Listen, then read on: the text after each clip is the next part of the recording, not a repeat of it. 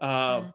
I am curious for you guys, and I know you've touched on this, but I kind of just want to see straight up, why do you still believe in Jesus? Why still hold on to Christianity? Think the thing that comes to my mind most when I try to like tackle that of do like I do still believe why. Like if if all of this craziness is going on, like why do I still follow Mm, Jesus?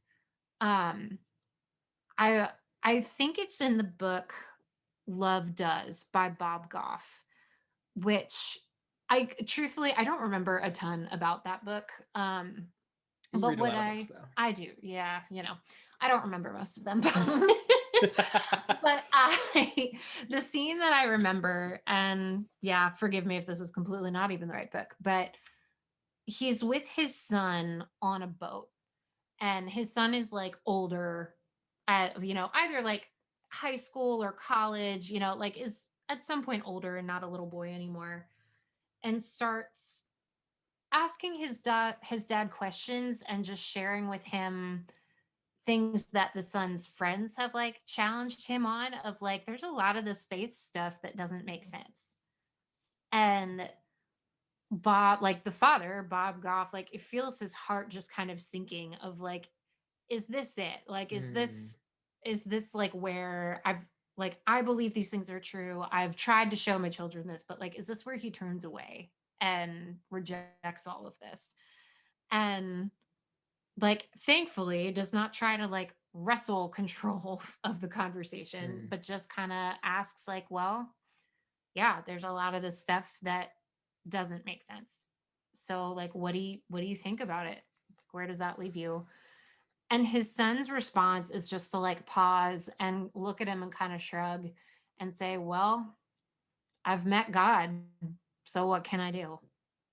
And I feel like that Oh, summarizes a lot of my wrestling with all of this of like there are theological points that I cannot work through in my finite mind, and there are a lot of things that I look at with the church that make me furious, and there are things about God that I don't understand, and I could go on and on, but mm, at the end of the day, there have been moments where I have heard the voice of God and I have felt the presence of God.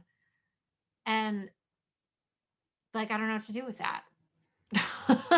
Of like, well, all this stuff is really confusing and hard, but I feel like I've met you, and I'm going to keep coming back to that and try to keep wrestling through this stuff. And I don't know if I'm going to figure it all out. In fact, I kind of bet I'm not going to figure it all out. But for me to become more okay with not understanding and looking at a God who shows throughout the whole story of the Bible, like there's so much like messed up and scary stuff in there, but the overarching story of being a God who is loving and wants created people and wants relationship with those people and will go to any extent to have that relationship be a possibility. Like that is compelling to me and keeps me coming back of yeah, there I really believe underneath it all that God is a loving God, and that kind of keeps pulling me back in. yeah. Awesome.